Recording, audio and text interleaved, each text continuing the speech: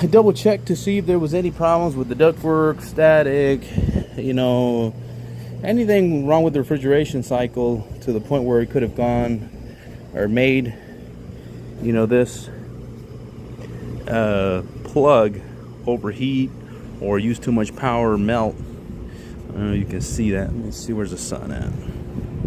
There it is. You can see in there, but it's melted. And I could not find any additional issues, so I'm going to conclude that this was a fitment issue from the factory, that they didn't fit this plug on there very well, or that the plug itself was just not made correctly, right, to fit properly. So whatever the case may be, I'm diagnosing this and concluding that it was a fitment issue. And yeah, just another thing you got to look out for. Okay, plugs, harnesses, wires, it's all adding up.